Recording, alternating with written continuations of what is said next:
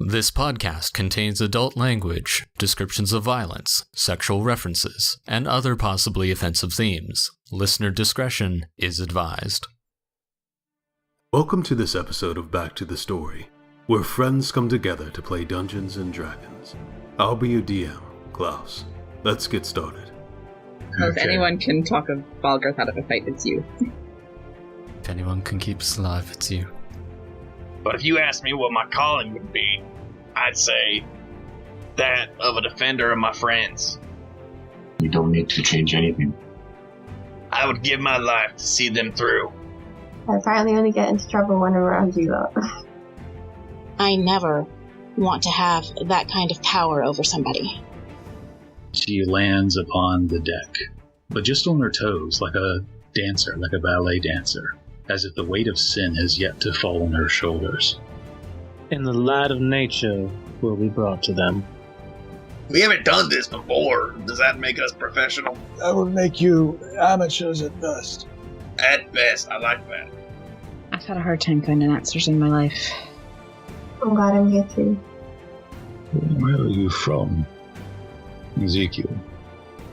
Wherever your wife goes when she dreams, and I'll walk away. Fuck you and fuck your will. There's no redemption for the likes of you. You were never loved as a child. How do you want to do this? Okay, guys. Well, you guys ready to just jump on in? I love the enthusiasm. We'll do it anyway.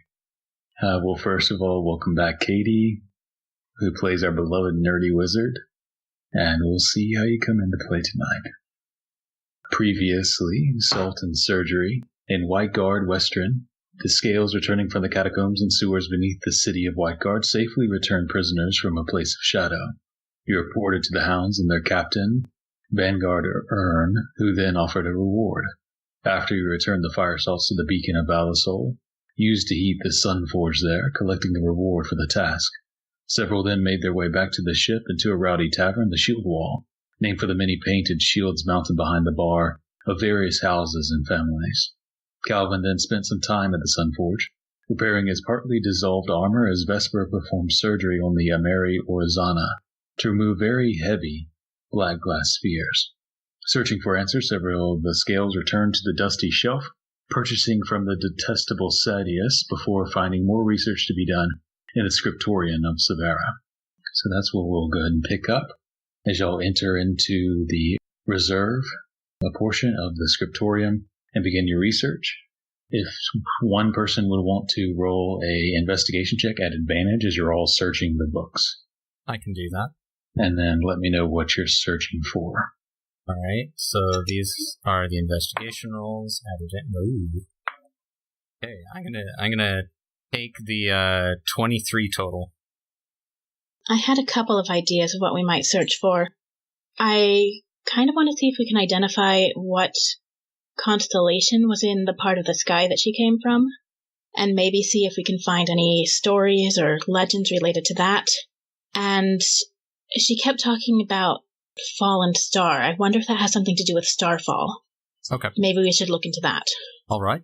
So I guess then I will look for any books on the astronomy of the local geographical area that we're at, and look for something indicating what kind of constellations are in what parts of the sky at this time of the year.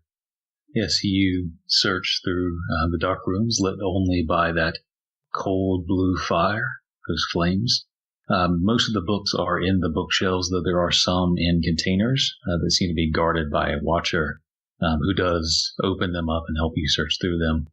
After a few hours of research, you find that information is very particular and hard to come by, but you do find a few sources, notes scribbled in margins, loose pages tucked inside of other history books, and a few pamphlets.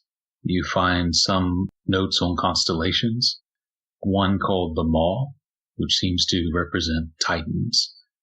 One Titan in particular that seemed to be able to draw in arcane energy, consuming it. You find another constellation that also could be in the sky around this time, called the Ascendant. seems to stand for gods rising from mortality into divine immortality. And then a third one that could be in the air called the Lyre, also known as the Shared Shadow, which seems to be a dark constellation, less of a constellation of stars and more of the absence of stars in a pattern. You find a few notes on Listus and Hyra, these fey demigods or gods associated with the moon and the patterns of those. And about Starfall in particular, you do find most of the histories are more mundane and less cosmic. But you do find some information about Starfall and that it represents a long ago fought battle between the champions of the gods and a merging, preventing the Shadowfall from overtaking the material plane, which knocked celestial beings from Celestia to the ground, representing the falling of these meteors and the Starfall itself. That sounds a little ominous considering where we were recently. Yeah, and Starfall was not that long ago. Just a couple of weeks. Perhaps the creature was one of these fallen celestials that haven't been able to get back. That would make her incredibly old. But what does any of that have to do with me? Amsen just gives a look of, shrugs his shoulders and puts his hand in the air. I have no idea. Well, as one who has had a voice in his head since birth telling me I am destined for something, sometimes things are just meant to be. You are meant for something. It doesn't mean you don't have any decisions in the matter. In that case, Ellory, should I be asking that you have any voices in your head? Not that I've noticed. Not besides my own. We can't stay in here forever, I guess. Take as many notes as you can on this information. I hope it helps. Yeah, maybe. Do we want to search a little bit more, see if we can find anything about Shadowfell? We could try looking into the Shadowfell. We have, I think, a little bit of time left. What about the armor? That creature had very particular armor. That might be something legendary. Yeah, that's a good point as well. What were those runes on the armor? I don't recall. Well, DM, if we still have some time in this library, I guess Amsen will go and try to find any books that go into more detail on the Shadowfell and what kind of creatures and people ended up in the Shadowfell at that time. Okay. And I paid for access for the whole day, so we shouldn't worry too much about time. The research is slow and tedious. It takes you hours to find the information you found, just because it's mostly histories and battle notes, and that particular information is marginalized. But go ahead and make another roll, just a straight roll this time. Okay, that's a 19. Okay, good. Investigation. So you do find some more of sacred text on the histories of the fall, about how the world fell, about how the immortals, the children of the gods, sought to reach beyond their station and sought to remove the gods and displace them. And for that betrayal, the gods left, leaving the world in despair without divine influence, creating another one in its stead. This is the shortened version of the Shadowfall. As far as people, there were those children who remained behind, who were not brought through. Some say some came through as the gods had left, those that were loyal to the deities, but the others were left behind in darkness, most perishing in the war between mortals and immortal beings. You don't find any particular information on armor specifically, but you do find a few small notes referring to a people or a faction or an individual, it's unclear, known as the Artificer or the Artificers, who were said to, at that time, create very powerful objects that may have lended and helped these mortals reach beyond their station. But you don't find much more than that. And as I said, the work and research is very tedious. It takes a long time digging through these books. The watcher there that just seems to make sure that the books aren't damaged is helpful in unlocking the cases and showing you the books that are to be taken a little more with care. But eventually hours pass as you thumb through these books, flipping, finding these little notes here and there. And you can see a few other researchers have left their rooms. And the guard begins to gesture for you to leave. Thank you for allowing us to do research here. It was most beneficial. And I look at Ellory and kind of say that half questioningly. Well, we found something anyway. Not sure what to make of it yet, but I don't know, I hope that it's worth something. Well, if what I understand from Meli is correct, half of researching is sitting around and thinking about it and not just reading. That's great. Can we get out of here? Yeah, let's get going. The hooded sage guard nods at you and escorts you out into the night sky of White Guard. And as you begin to head back, Kalvyn, are you doing anything? Have you just been working at the Sun Forge, or? I would have liked to have a conversation with the High Beacon regarding the glory and virtues, just trying to understand what mine specific might be, but mostly just trying to get a full understanding of what would constitute one. Okay. Easily done. You can find him, bring him aside, initiating the conversation about glory and virtue. The glory and virtue, Kalvyn. Glory is your calling. Professional craft. Some are soldiers, some are smiths, as you seem to be fit. Painters, duelers. My calling, my glory, is to be a guide and help others along that path as best I can. Your virtue is your principle, what you believe in most. Many take oaths in this virtue. Could be freedom, protection, healing, joy, sacrifice. Mine is truth, as best I can deliver it. Okay, well, I was raised on a farm. I was trained how to be a blacksmith. But if you ask me what my calling would be, I'd say that of a defender of my friends. But I don't know how that fits into the whole arrangement. A noble calling. Protection. He looks at your shield that you've repaired. There's still marks on it, dents and claws, but you've repaired it. Well, and the shield will serve you in this. How long have you served with Valisol? Hasn't been long.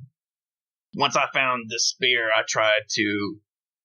It kind of was my compass. And it pointed me in the direction of Valisol. So, I mean, it hasn't been that long since I found the spear. I'm glad to hear it served you well. When you're ready, you can take an oath. You can commit yourself to this glory of protection, to this virtue of the defender of your friends. How far would you go? I would give my life to see them through. He raises an eyebrow at that, surprised, but then sees your commitment upon your face and nods. You're willing, far more than I was when I was your age. And your friends, are they worth defending? Would they do the same for you? I would like to believe so, but I don't know that would affect my decision. I know what matters to me, and they are what matter to me. You speak with honor and with ready judgment. Perhaps you have already committed yourself to this glory. When you're ready, I will be glad and honored to guide you in the rituals of the oath. of the Valasol to formally commit yourself to this glory of defense and protection when you're ready. I don't know what I would need to do to be more prepared. Perhaps you already are. You carry with you the spear, the shard of the light array of Valasol himself, the sun, whose beacon rides across the sky each day. I've met many, and I have had faith in many. And I have faith in you, Kalvyn. I believe you will do this thing. Come, let us walk. Let us enjoy the hammers of the Sun Forge, the painters on the ceilings, the creation. Creation is important, Kalvyn. Defending your friends for a purpose. It's an art, a craft. As he kind of walks you from the temple into the courtyard where the Sun Forge is, and you hear the steady banging upon several anvils of the hammers, almost like music. You're familiar with the different hammers, the tones, and the metals that they appear to be using from your time at the Ember Forge. Where do you go, Kalvyn? Why have we come here? I don't know. It felt right. Follow that guidance, that warmth. Do you feel it upon your back, the sun? As he kind of looks up and you see the sun is beginning to sink. I don't know that I feel it on my back, but there is the fire inside. He smiles at that and walks over to the forge. You see he digs around in one of the metal boxes nearby, pulls out something and hits it with a hammer, and brings it back in his gauntleted hand. And you recognize it as a larger chunk of the fire salt. Take this with you. Use it. Feel its warmth. And should you ever need guidance, advice, aid, I'll be here. Thank you. I can't explain how much it means to me, but I know it does. I can see it on your face. And I'm glad for it. He takes his hand, his gauntleted other hand, and kind of puts it on your shoulder, pats it, the metal clinking. Well, I have work to do. My own glory. And he kind of gestures to the others, working, ready to receive guidance, advice. Please, don't let me keep you anymore. I should probably be returning to my friends. Defend them. That is your glory. Kalvyn will nod solemnly and take a step, like a backward step, and then turn kind of on his heel and walk out. Okay.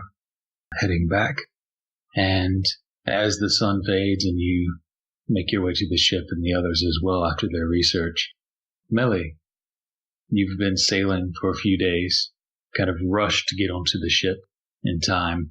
This small, not particularly fast, but very agile ship that turns, weaving almost through the ocean. 2 masts, small. The half-mast, the half-wing ship with its captain. And you see the stars above of the night. And you see a silhouette, an outline in the distance, and lights with torches, many of them, as you see a city come into view. A city you haven't seen since you were a child. It's been 8 years, maybe? As you see the lights and the docks come into view, the numerous ships. A small, light craft vessel approaches. Some of the hounds, the guards of the city, approach. A few board, talking with the halflings, gesturing, looking around, inspecting, before letting the half-mast dock as you arrive back in Whiteguard. Is there anywhere I was told to go in particular, or just... No, you know your friends left only a few days before you did, and that their route would pass through here. But your journey is long. It will be probably a few days before you leave Whiteguard again, on the next leg. Would I be able to know if they're here yet? Like, could I figure that out? You would guess they would probably still be here, unless they rushed it out. Okay. I'll go hunting for them lots. Okay. Make a investigation check. 16? Okay. So, disembarking off the Haas-mast into the docks, you see most of the ships are human. Most of those, the Navy, militaristic in design. There's only maybe a few ships that seem of different design. One is the half-mast, its small, agile design, and another ship, longer but narrow, made of woven mangrove-looking roots with scaled bottom. You recognize it, the Golden Elf ship. You know your friends left on the Golden Elf ship as well. They might be there. I'll walk up to it then. Okay. What's your passive perception, Meli? 13? You walk along the docks at night. The movement has settled down. There's still the patrol of a few hounds here and there, but most of the dock workers have seemed to have already made their way, or the few stragglers making their way to the various bars or their residencies. So the docks are quiet still, besides the few patrolling hounds. As you approach the ship, as you walk down the planks, there is a golden elf that stands at the edge that watches you as you approach, kind of moving to that side of the ship as you get closer to the gangplank that walks its way up to the ship. You see a golden elf in lighter armor, holding a glaive with a ribbon tied around its end. And it kind of looks down at you. Hello. Do you have business here? I think my friends are on your ship. Friends? Yeah. You see a few other golden elves that are drinking out of bottles, just hanging off the side, sitting, kind of look over interested. And what friends? Equal? One of them's really big and called and one was like sort of my height but a bit taller, is called Amsen, and Ellory, she's smaller than me. The Vesper should be here too, and yeah, like I've forgotten someone. Are they here? He looks over to a nearby golden elf that's kind of standing nearby. You'll get one of them. He says in Elvish, I'm not sure if you speak it. But one of the other golden elf leaves, going downstairs. As the rest of you on the ship, having returned just a few moments ago from your various locations, are just kind of getting back to where the hammocks are and inside the ship, as a golden elf comes down. Your friend's here. Red hair, glasses. I go running up. Same. Thank you. So whoever comes up runs up the stairs out onto the top of the ship, where you see the guard of the ship, the golden elf, kind of looking over her shoulders, hearing your approach, and looking down. And as you run to the edge of the ship, you look down and see the glassed, red-haired Meli. I go running down to her and basically pounce on her. Meli! Meli! Just gonna hug her and be like, oh thank God. Thank God you're on the ship. You're here. And you're also here. Thought you were supposed to be in Novikov. Yes, but not yet, because I've not finished the journey, so I'm here. I'll be right back. I'm going to go get everybody else, and I'm going to go back onto the ship and get everybody else. And I'm going to stay with Meli. Meli, I have to tell you something. It's very, very important. What? Is everyone okay? I have spent over 50 gold just to read books in the last couple of days. Really? What were you reading? That's kind of a long story, and I'll tell you all about it. You do. But there have been some strange things happening. What strange things? And maybe we should wait till we get back on the ship. Okay. But so are you going to be coming on the ship with us to get to the place you're going, or are you just stopping here and then heading on somewhere else? I'm not sure. I think I'm just stopping here and then going somewhere else. But I think my route is similar to yours at some point. I will go a different way. Well, at least we'll have a few days. Yeah, I missed you guys. I've missed you too. We have to get on the ship with the scary people. No, they're not that bad. But, I've been staying at this tavern called the Shield Wall while we're in town. So, maybe we want to go there. That sounds perfect. At this point, Amsen kind of comes back with the rest of the crew, coming aboard, seeing Meli. Meli! Hey, Meli. Good to see you again. Nice to see you too. Alive. Not, dead or stuff or anything. Yeah, I'm glad to be breathing. I'm glad you're breathing too. He's been doing a pretty good job of keeping us all alive. That's good. Do we want to go somewhere and catch up? Or stay here? Well, I think most of us are kind of staying on the boat. If you want to come on board, we got some nice hammocks. Yeah, I would like to see your hammocks. Well, right this way. I'll climb on the boat.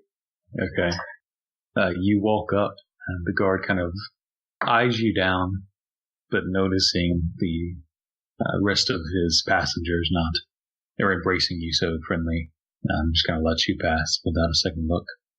As you follow them, they kind of go down a few flights into the lower level of the ship, and you can see there's a few rooms off to the side. The doors are closed, and there are hammocks as well as a few crates along the sides, where it appears this is where they've been staying. For Ball, it's very small, but it's pretty comfortable for the rest. Have I seen Ezekiel yet?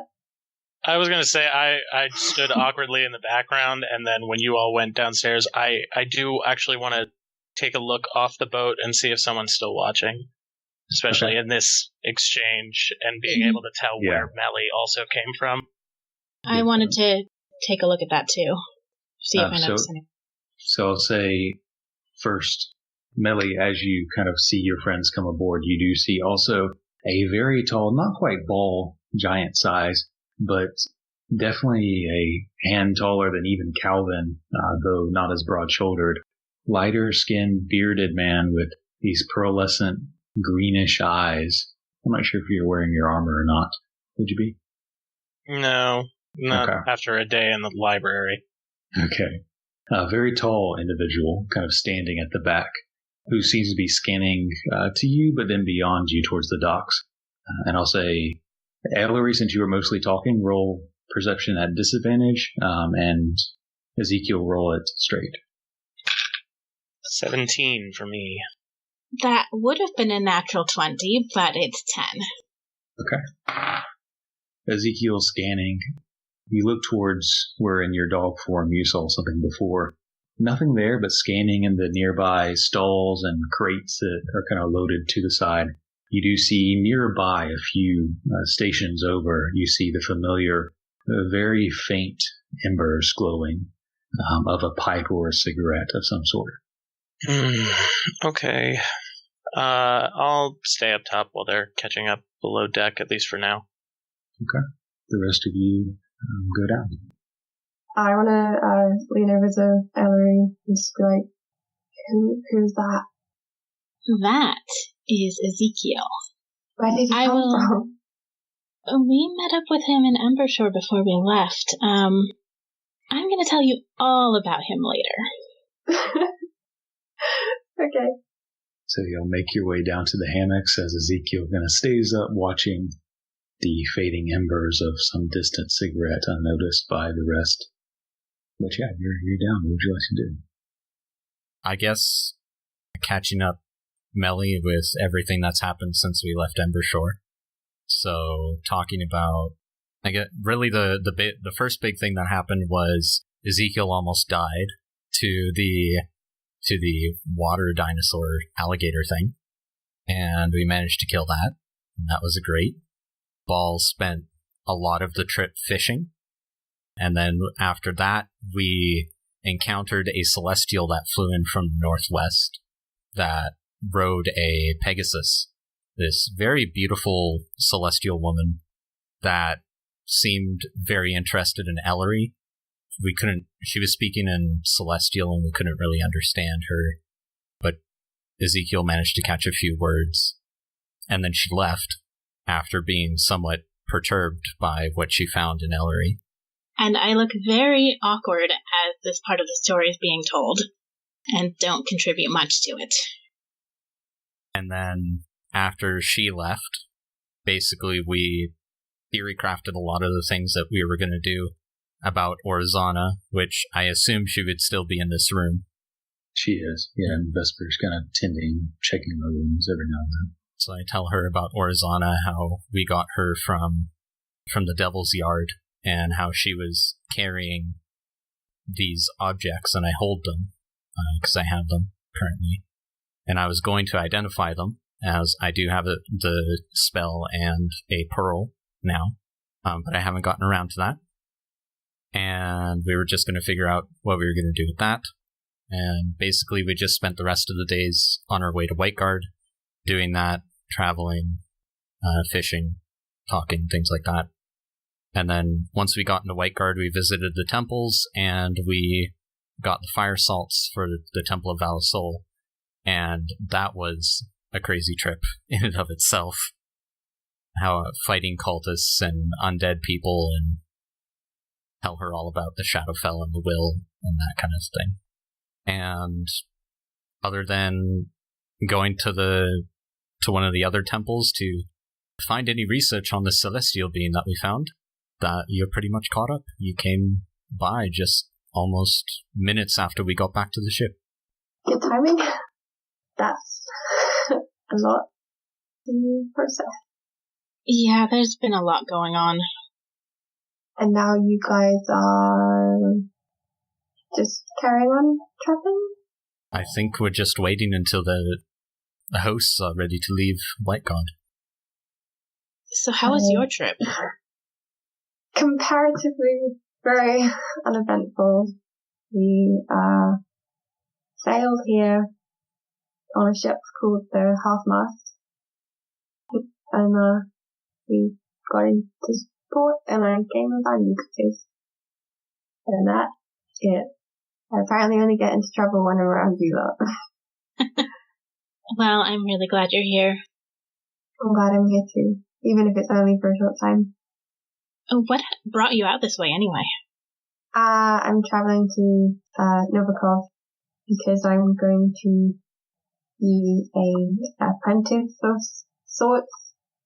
So more learning, more library time, exciting stuff for you guys. We love the library. So I will be traveling further on after this. I give her another hug. Oh. Well, I have at least a little bit of business that I have to take care of before too long, probably.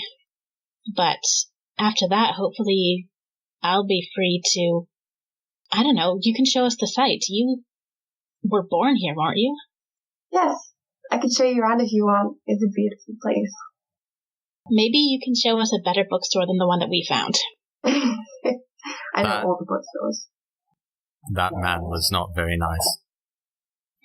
Before we do that, though, since we have to go out, well, possibly go out once we figure out what Orzana's cargo was, Meli, do you think you could assist me in using this identify scroll that you've made for me? Yeah, I can do. I mean, or I could just cast it so you can keep the scroll. Well, I want to learn how to do it. Okay. Yeah, I'll help you. Okay. And then we can go and figure out what we're doing. And what are you using it upon? I would like to cast Identify on those orbs things that Vesper pulled out of Orzana. I think there were 3 of them or something like that. Yeah, there were 3. So you pull them out, taking one aside to study it, using the scroll, placing it in the very center of the glyphs Meli inscribed upon the scroll itself, with Meli's aid, channeling the arcane energies. Amsen, give me a Arcana check at advantage because Meli's up. Okay. That's not terrible. But that is better. Arcana, that is a 22. Okay. So as Meli kind of helps you channel the energy through these glyphs, releasing the energy from it, you begin to see, glimpse, understand parts of the arcane lattice that make up this world. You can start to understand, see theoretically the energy is coming off of these marbles, small.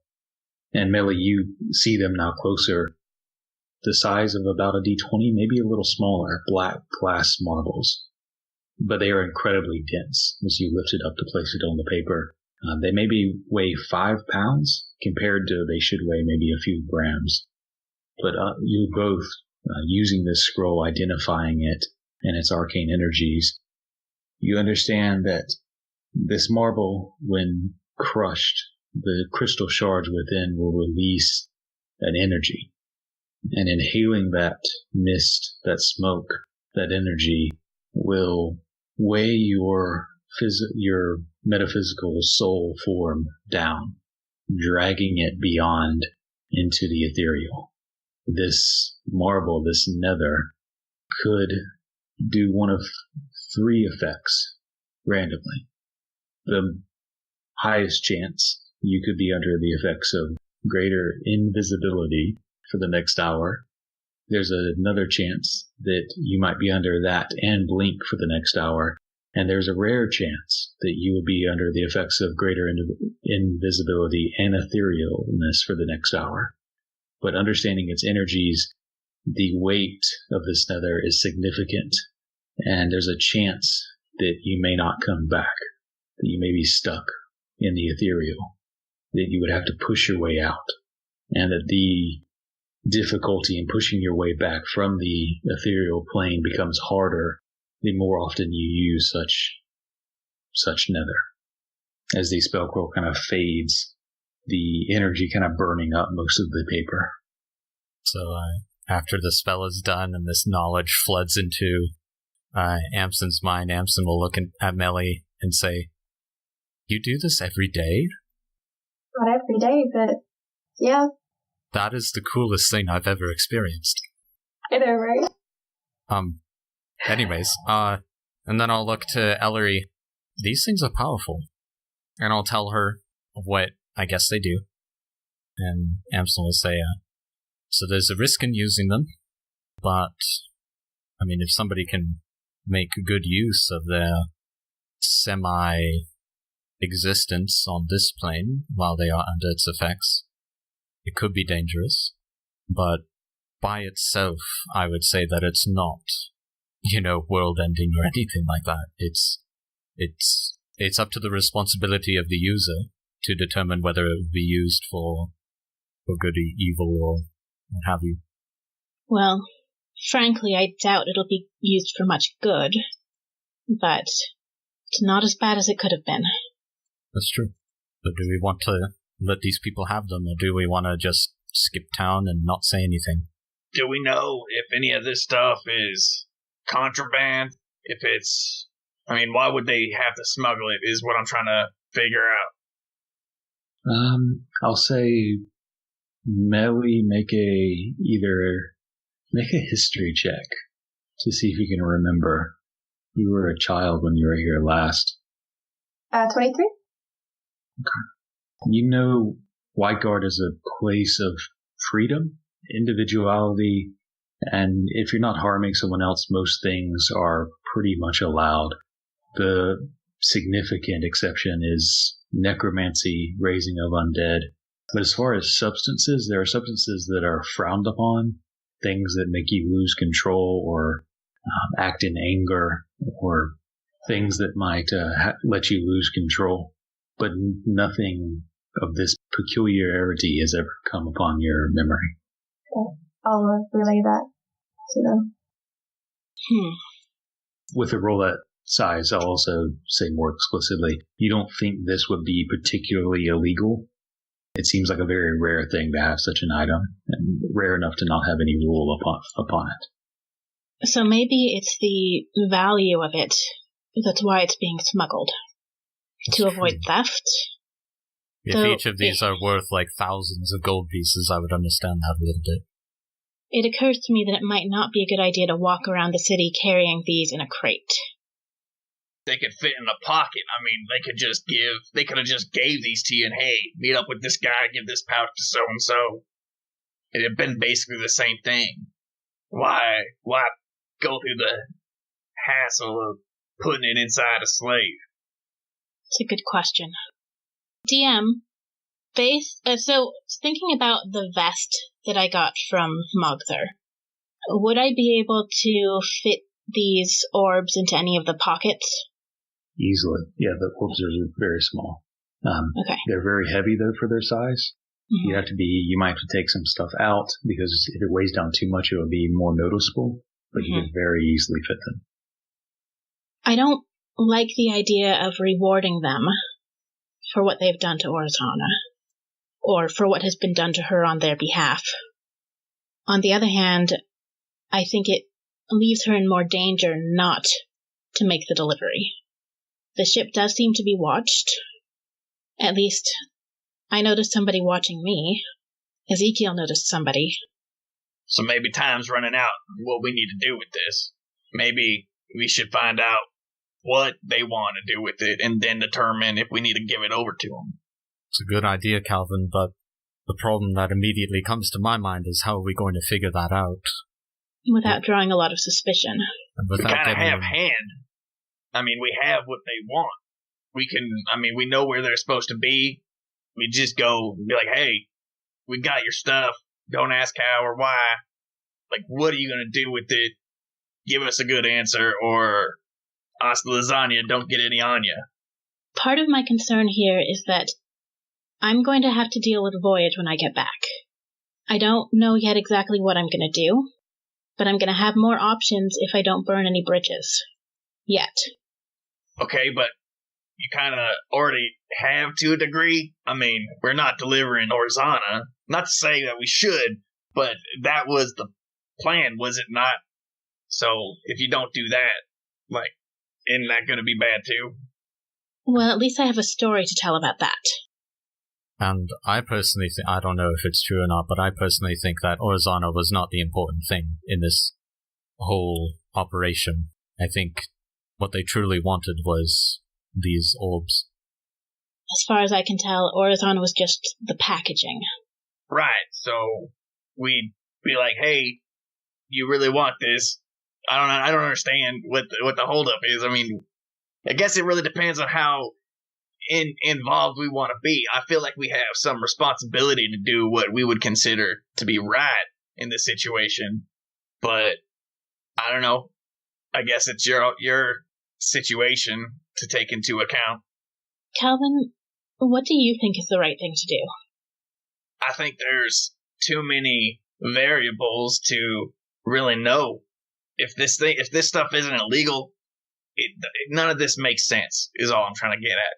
If it don't make sense, then there's probably something bigger going on. I agree. And if there's something bigger going on, it's probably, I mean, if this isn't illegal, what is? Because this is kind of shadowy shit. So, if we want to be involved, we can either find out what they intended to do with it, or why this was necessary, or we just hand it over. I would hand it over to the hounds and be like, hey, we came across this, these people want it, y'all figure it out. Now there's an idea. Wipe my hands clean of it. And... Remember what I said about burning bridges back home? Tell a story. Say, hey, the hounds are super insightful and saw right through Orzana, and they didn't even, I don't know, say something. Then that handles both her disappearance from them and the loss of the items. You're good at lying, right? That's like one of your things. I kind of give him a look like I'm not sure whether or not I should be offended. He's grinning. Little twinkle in his eye. The only thing that I would like to say is, whatever we do, I think we should try to take whatever course of action and whatever decision we have to avoid bringing the wrath of someone else onto us. And it seems like almost whatever we do, other than simply handing these over to them is going to incur the wrath of whatever black market people these people are. I would argue that if we gave these up simply, then the consequences of whatever they could be doing with it could affect us in the long run as well. I entirely agree with that, because we have no idea what they're going to use it for, and I'm sure that whatever they end up using it for, we're going to have to deal with the consequences somehow. But then I guess the question is, which is less of two evils?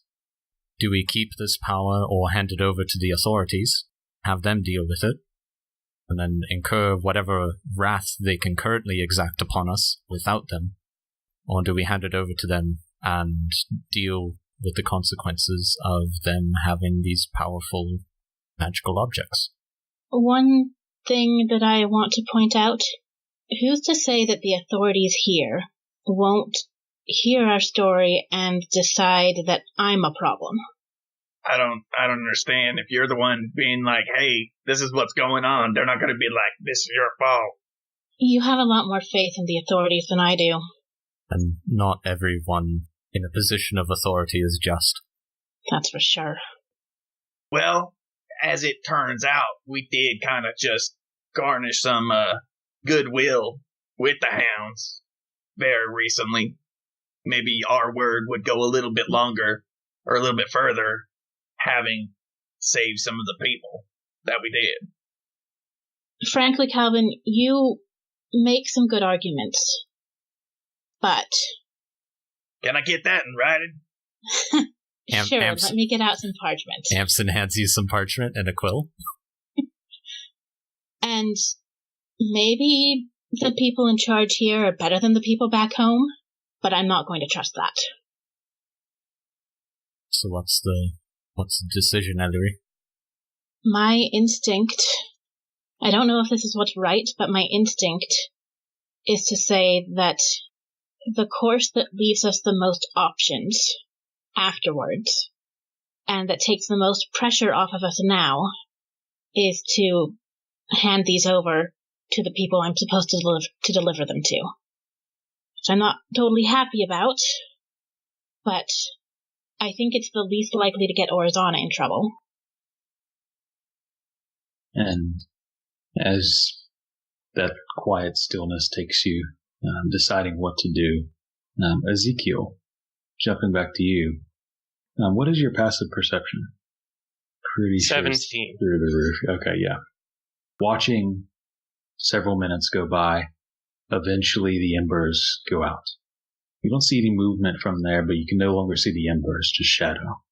A couple more minutes go by, and you see movement coming from that direction, and then walking its way up the docks towards the ship. Black cat, trotting, walking its way straight on the middle of the docks towards the ship. It comes up to the edge of the plank that guides its way onto the deck. And looking up, you see its eyes blue as it looks up at you, its tail kind of wafting from side to side. Thank goodness I prepared this today. I cast Speak with Animals. Okay.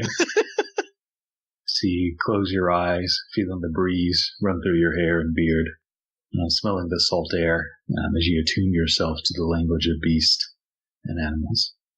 Hello you see there, the cat turns its head to the side and begins to walk up the planks towards your direction. What brings you here? You can see the feline bares its teeth, not in a threatening way, but almost in a weird smile you've never seen on a cat, as it approaches, walking up the angled plank to the deck. It gets within a few feet of you, towards the top of that plank.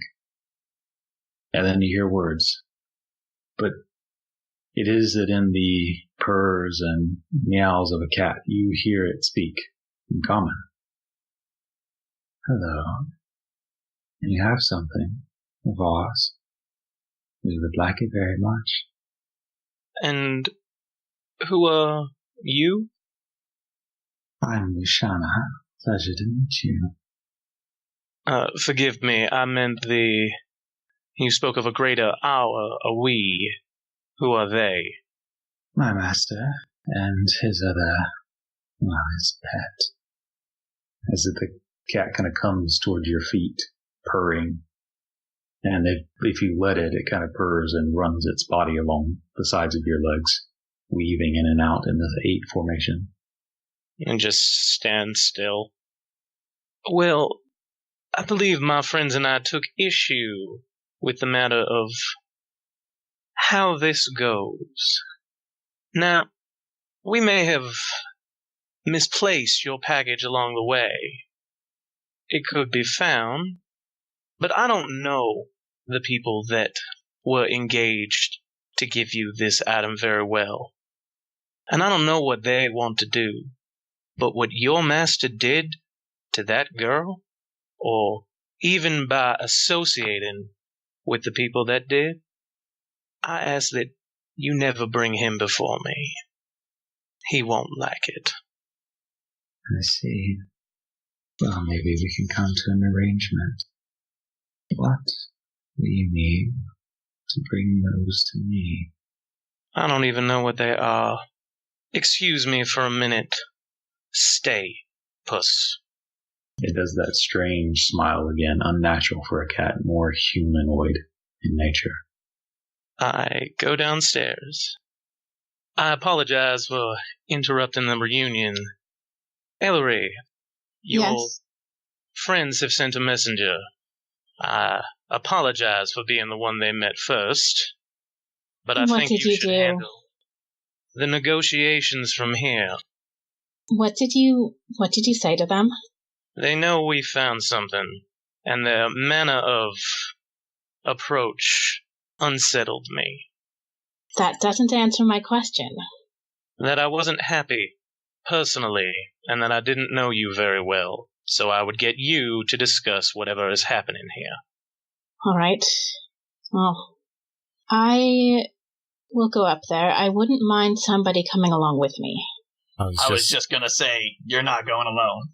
Me and Kalvyn. No, I'll continue to watch. Oh, sorry, I didn't get a chance to introduce myself earlier. Ezekiel, pleasure to meet you. I have heard many interesting stories. Good ones, I hope? I think we're all, we all have, shit-eating grins on our faces. It just sounds like you fit right in. I was gonna say Kalvyn has, this scowl, he's trying to look at, Ezekiel, shaking his head, don't. But just gonna stare at him.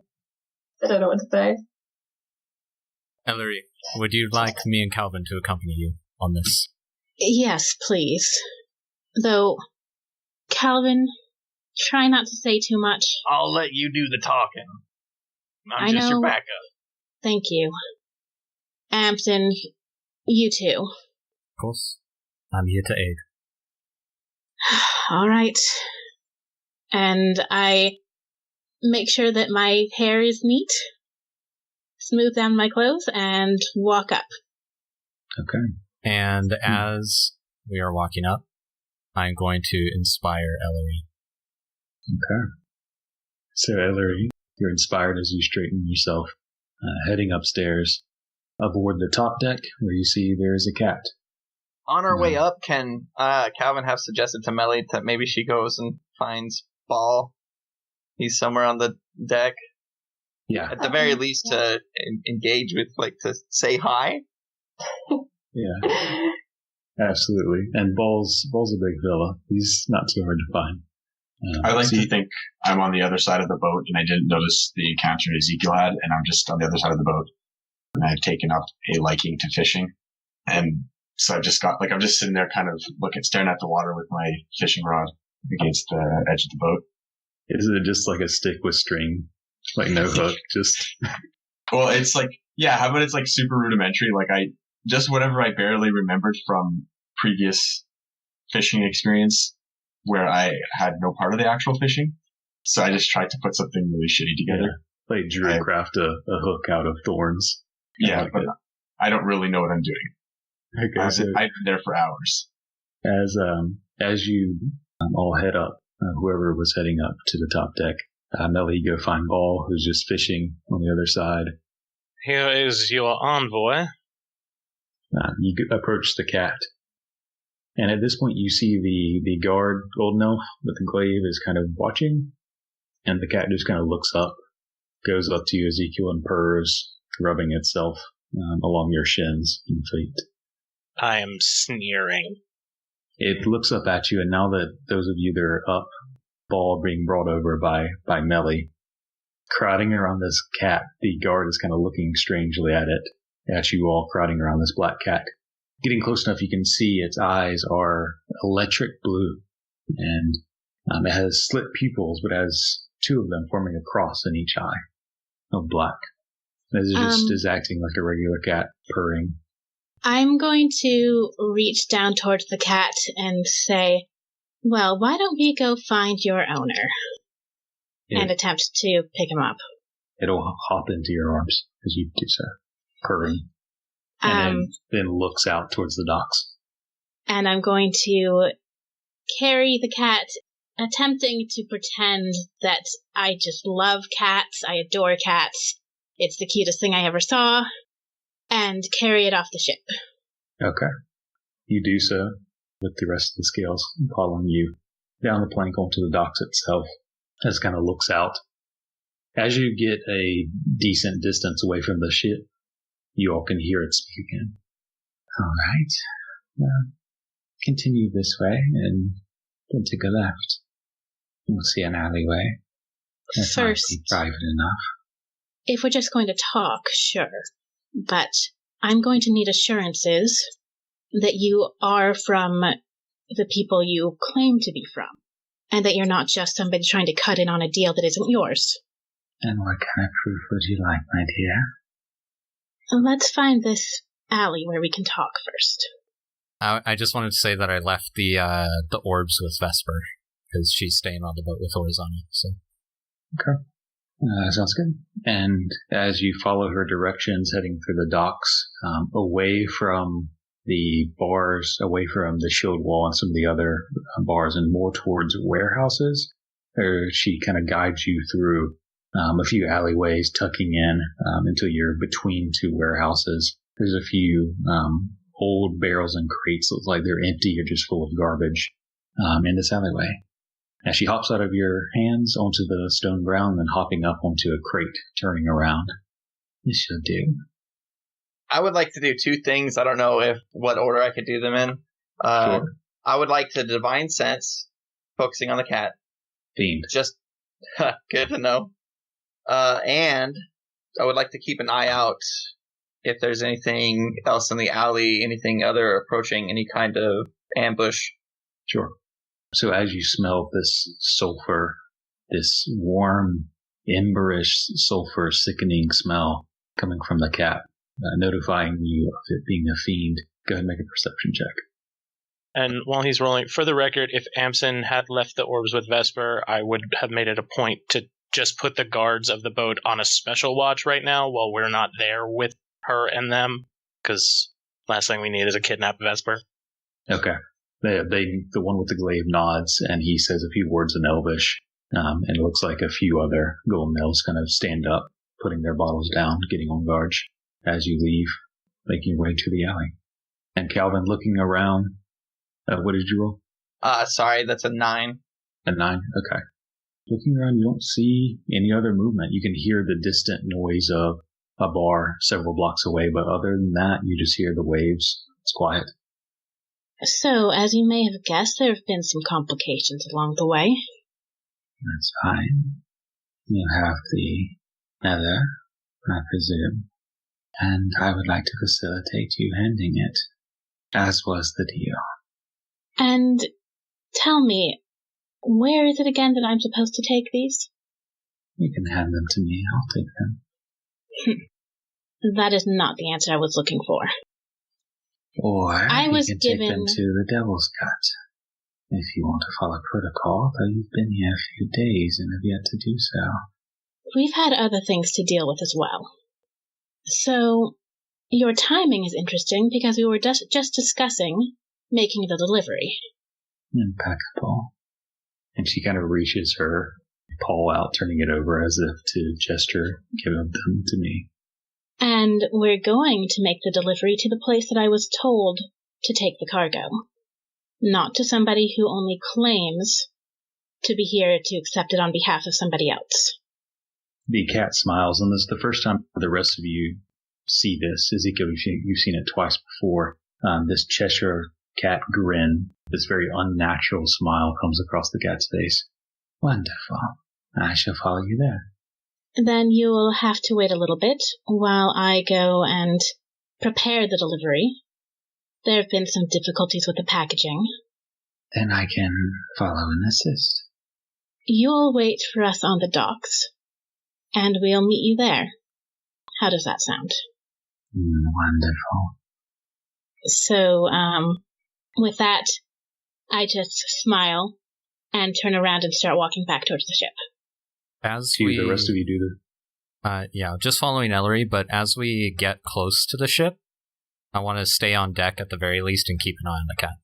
Okay. Any of the rest of you doing anything, or just following Ellory? Just let me know. As you guys head back to the ship, the cat trotting alongside you as well. As you make your way back to the ship, reboarding, and the cat stops still on this stone platform of the docks, not going all the way down to the ship, darting behind some crates before you lose sight of it, seemingly nearby, though. Kalvyn's going to wait with Amsen, and he's going to relay the fact that it's a fiend to him. And if Ezekiel, he would like to try to tell it to Ezekiel as well, but I don't know where he decided to chill. He'll stay up with you guys and watch the cat. So I'm going down, and I'm going to put the marbles into various pockets on my vest, try and distribute it fairly evenly. Okay. You can do so pretty easily. You may have to move a few lockpicks just to make the weight not so noticeable. Mm-hmm. To a keen eye, most wouldn't notice either way, but you take a few out and redistribute the picks just to make room, and they're able to easily do so. Is Orizana awake right now, or is she still out? She's conscious. Okay. Well, I look at her and I say, hopefully your troubles are about to be over. She smiles, kind of clutching her stomach in one hand. Good luck. Thank you. And I head back up. Okay. Rejoining with everyone who remained on the top deck for those few minutes as Ellory was down. Those of you watching could see the cat kind of eventually hopping out of the shadows and just finding a crate, settling down and just kind of watching the boat, sitting unwaveringly. Eventually, Ellory comes back up, and you're all gathered on top. Let's try not to make any trouble with these people, as much as I'm tempted to. Then I will wait outside when we get there. That's probably for the best. Okay. So heading in that direction towards where you've been told it is, the outer sink. You enter into the city proper, going through the trade district, the harbor district, and then entering in the outer sink, which is a sort of outside area. You exit the gates into this walled almost bank. You can tell looking by the houses that are mostly not made of stone like the city proper and are made of wood, shoddier materials. A few seem to be still crumbled and ruined. Some houses still look to be burnt. Others seem to be abandoned. You're definitely entering into a shadier part of town, though it does sound lively with music on the air and sound of rowdy taverns in the area. You ask around, making your way, many gawking and a few hounds kind of eyeing, flanking and following at a distance of the giant. Make your way towards, told to meet them at Hangman's the cheap bar. As we get closer, I look at Ball and I say, with these babysitters that you have, maybe it's better if you stay out with Ezekiel, unless you hear trouble. Okay, I can do that. And I'll make my way over to Ezekiel. I pat his arm as he goes. Okay. And as they're heading in, I just want to grab Kalvyn. Look, I will let you do all what you think is best, but I trust you. If he, whatever this person is, gives you any feeling like he deserves to be put down, I will have your back. Just give me a shout. I know I'm the designated hothead of the group, but I don't know, for Ellory's sake, if this meeting would be the time to do it unless they do something to threaten us. But I am of a similar mind to yours. All right, then. And I'll go grumble next to Ball. Okay. And as you're making your way through this outer sink, this district of town, towards the sound that you were gestured to, rounding the corner, that's where we're going to go ahead and take a quick break. And what do you say, back at 9:55? Will that work for you? Okay. All right, back then. 9:55 and whatever, 12 minutes. Next time on Back to the Story. One question first. Who sent me? Actually, you do notice a second one. Not the red tiefling himself, but something on his person. Something he holds in his hand. A bottle. Fiend. You notice the bones are piled in a purposeful fashion. The bones would never fall in this stance with the skull on top. As you sense something foul in this place. Something that stands in opposition to Asigma, Duma. For part 2 of this episode of Back to the Story, you can find it on Stitcher, Google Play, Player FM, or TuneIn. If you'd like to support the show, feel free to buy us a coffee at ko-fi.com/backtothestory.